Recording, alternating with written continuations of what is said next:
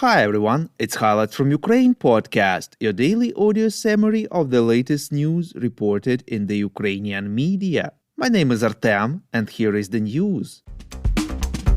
For 397 days, Ukraine stands strong against the Russian invasion.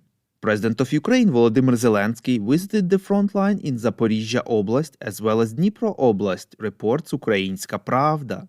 The president was briefed on the operational situation in the various parts of the front line and the current supply of ammunition and equipment. Zelensky met Ukrainian warriors and awarded them with state awards. In return, the soldiers presented the head of state with a coin which symbolizes military brotherhood.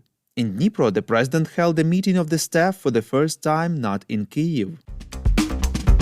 Russia conducted missile attacks in the city of Slavyansk, Donetsk Oblast, reports Interfax Ukraine. At least 2 people were killed and 32 wounded as a result of enemy fire. 5 of them are in extremely serious condition. Administrative and office buildings, 5 apartment buildings and 7 private houses, 10 cars were destroyed. The National Police of Ukraine informed that Russian troops attacked Donetsk region with 4 S-300 missiles. 2 of them hit Slavyansk and another 2 the city of Drushkivka. In Drushkivka, an orphanage has been completely destroyed. Social infrastructure facilities have been damaged. Information about the victims was not received.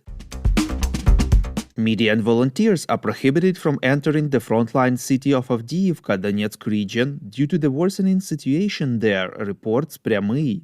Earlier, local authorities informed that public utility workers will be evacuated from the city. The UK Ministry of Defense reported on 20th of March that the situation in Avdiivka, Donetsk Oblast is tactically similar to what is happening in Bakhmut to the north. In particular, according to intelligence data, Ukrainian troops continue their organized defense, but their supply lines to the west are under increasing threat due to the Russian encirclement operation. The armed forces of Ukraine recognize that the situation in Avdiivka in the near future may become similar to that in Bakhmut. Despite constant shelling by the occupiers, almost 2,000 people remain in Avdiivka and refuse to leave. The civilian population practically lives in basements.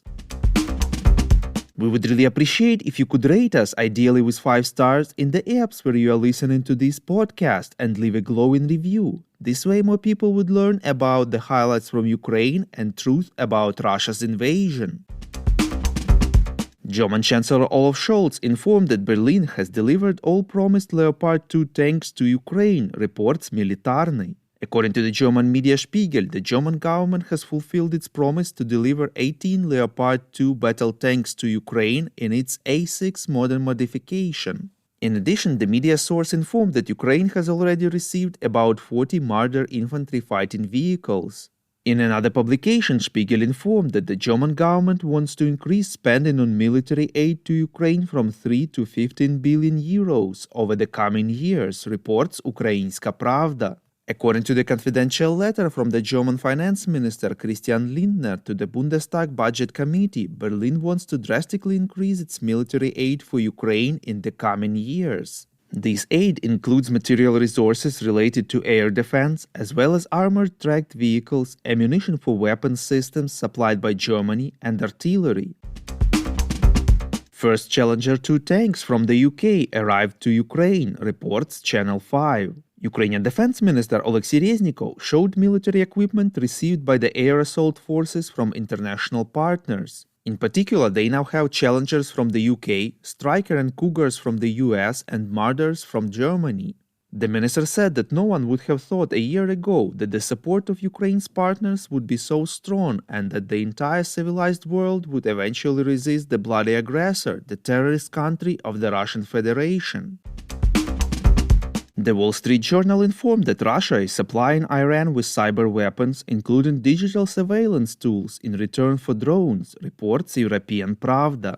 According to the media sources, among US and Iranian officials, cooperation between Moscow and Tehran intensified after the latter agreed to provide, in addition to drones, short-range missiles and tank artillery rounds. Since the start of the full-scale war against Ukraine, Russia has provided Iran with communication surveillance capabilities as well as eavesdropping devices, advanced photography systems, and lie detectors.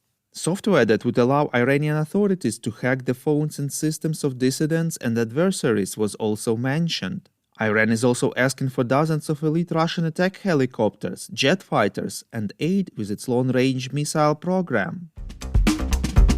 The Highlights from Ukraine podcast is an uncommercial initiative of just two people, and we need your help to grow. Share information about the podcast, rate us in the app, subscribe to our Patreon. With your support, we are getting better.